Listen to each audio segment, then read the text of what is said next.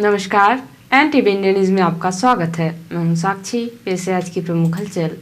प्रधान जिला एवं सत्र न्यायाधीश तथा अध्यक्ष जिला विधिक सेवा प्राधिकरण श्री संजीव कुमार पांडे की अध्यक्षता में तथा सचिव जिला विधिक सेवा प्राधिकरण सीधी श्रीमती कविता दीप खरे की उपस्थित में शनिवार 23 दिसंबर को जिला जेल सीधी में जागरूकता एवं विधिक साक्षरता शिविर का आयोजन किया गया।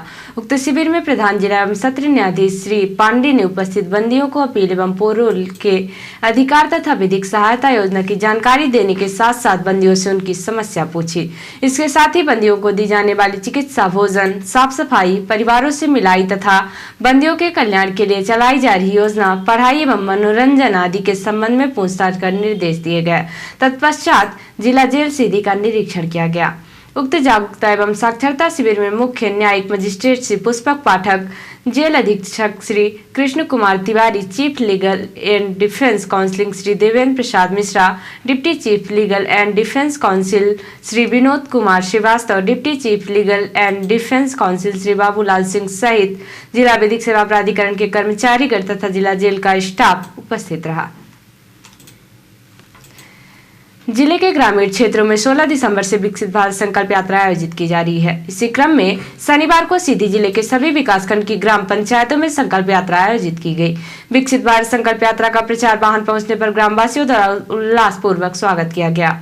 विकसित भारत संकल्प यात्रा के तहत शनिवार को जनपद पंचायत सिहावाल अंतर्गत ग्राम पंचायत सहजी एवं सोनवर्षा में कुसमी अंतर्गत हरदी एवं लुरगुटी में, मझौली अंतर्गत दियाडोल एवं देवरी में, रामपुर नैकिन अंतर्गत पिपराव में तथा सीधी अंतर्गत सुकवारी, मझारी, बघवारी, चौफाल, कोठार एवं चौपाल पवाई में ग्रामीण वासियों को केंद्र और राज्य शासन की कल्याणकारी योजनाओं और कार्यक्रमों के बारे में जनप्रतिनिधियों और अधिकारियों ने जानकारी दी। इसके साथ ही समारोह में हितग्राहियों को विभिन्न योजनाओं से लाभ का वितरण किया गया। संकल्प यात्रा के दौरान मोदी की गारंटी प्रचार वाहन से प्रधानमंत्री उज्ज्वला योजना, प्रधानमंत्री आवास योजना, स्वनिधि योजना, जनधन योजना, अटल पेंशन योजना सहित विभिन्न योजनाओं की जानकारी दी गई। शिविर में हितग्राहियों के आवेदन पत्र भरवाए गए। इनमें मुद्रा योजना, अटल पेंशन योजना के हितग्राही शामिल हैं।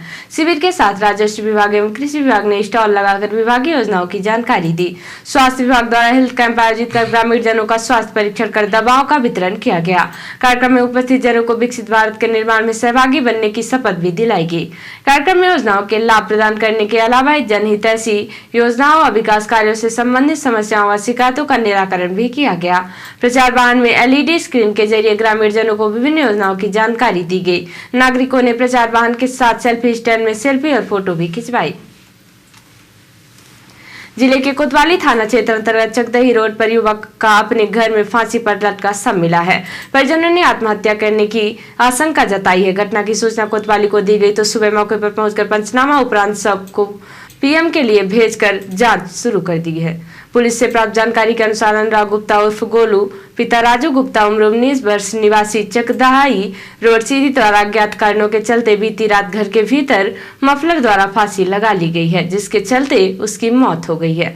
परिजनों के अनुसार युवक रात में खाना खाने के बाद अपने कमरे में चला गया था और आज सुबह उसका शव फंदे से लटकता हुआ पाया गया। युवक ने छत पर पंखा लगाने के लिए बने स्थान पर अपना मफलर फंसाकर फांसी लगा ली है। मौके पर पहुंची पुलिस द्वारा सबको फंदे से उतरवाकर पंचनामा उपरांत पीएम के लिए भिजवाया गया है।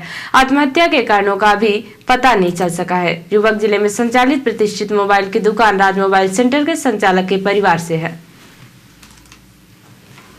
सिटी कोतवाली सीधी अंतर्गत ग्राम पड़रिया में कच्चे मकान की दीवार गिरने से हादसे में पति पत्नी से 8 साल का मासूम भी हादसे का शिकार हो गया है। बताया जाता है कि मृतक मुन्ना लाल कोल उम्र तकरीबन 60 वर्ष, निवासी ग्राम पड़रिया, जो कि बांध के किनारे झोपड़ी नुमा कच्चा मकान बनाकर रहता था, वहां बांध की देखरेख चौकीदारी का कार्य करता था। बताया गया कि रात भोजन प्रसाद के बाद कच्चे मकान में पति पत्नी सहित 8 साल का मासूम सो गए, जहाँ बीती रात तकरीबन 12 से 1 बजे की दरमियान रात कच्चे मकान की दीवार गिरने से दीवार के मलबे में दबाने के कारण 60 वर्षीय आदिवासी की मौत हो गई। वहीं उसकी पत्नी भी बुरी तरह से घायल हो गई है और 8 साल का मासूम भी इस हादसे का शिकार हो गया है, जहां घायलों को परिजन निजी वाहन से जिला अस्पताल पहुंचाया गया। घटना की सूचना मिलते ही कोतवाली पुलिस मौके पर पहुंचकर मृतक की बॉडी को पोस्टमार्टम घर ले गई। सबके परीक्षण के बाद पुलिस ने मार्ग कायम करते हुए सबको अंत्येष्टि के लिए परिजनों को सौंप मामले को विवेचना में लिया है। इंद्रवती नाट्य समिति ट्रांसफ्रेम एवं आर्ट ऑन क्लिक द्वारा हर वर्ष की तरह इस बार भी 3 दिवसीय विंध्य अंतर्राष्ट्रीय फिल्म महोत्सव मध्य प्रदेश के सीधी जिले में 5 से 7 जनवरी तक आयोजित होगा। सीधी खूबसूरत प्राकृतिक जंगल, नदी, पहाड़ों से घिरा हुआ, साथ ही आदिवासी लोक कलाओं का गढ़ है।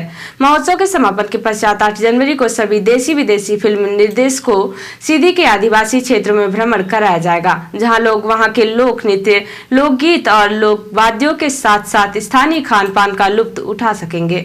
अंतर्राष्ट्रीय फिल्म महोत्सव में 13 फीचर फिल्में, 40 शॉर्ट फिल्में, 5 मध्य प्रदेश के निर्देशकों की फिल्में, 16 ट्राइबल डॉक्यूमेंट्री फिल्मों का चयन महोत्सव में किया गया है। इसके अलावा साक्षात्कार, पैनल चर्चा, कार्यशालाओं के साथ साथ कला प्रदर्शनियां और पुस्तक विमोचन आदि का कार्यक्रम भी रखा गया है। इस बार सीधी आने वाले लोगों में रोमानिया से डुमित्रो हाउस, न्यूयॉर्क से hazel puller, Jacob puller, lily puller, United states से रिचर्ड स्लेवर, से नेपाल से आलोक तुलधर, बांग्लादेश से शहादत सगोर के साथ भारत के कोलकाता, मुंबई, असम, बेंगलोर, मध्य प्रदेश, हरियाणा, चेन्नई, दिल्ली और कर्नाटक से लगभग 30 फिल्म निर्देशक आ रहे हैं। रिपोर्टर हिमायत तेला ने बताया कि डीएसपी परिसर के गणित विभाग में आज राष्ट्रीय गणित दिवस के अवसर पर श्रीनिवास रामानुज को याद किया गया। उनके 136वीं वर्षगांठ पर उनके महान गणित कार्यों पर चर्चा हुई। विभागाध्यक्ष प्रोफेसर MC जोशी ने रामानुज की पुस्तक द मैन हू न्यू थे इन्फिनिटी पर प्रकाश डालते हुए इस महान गणितज्ञ के कार्यों पर पूर्ण प्रकाश डाला।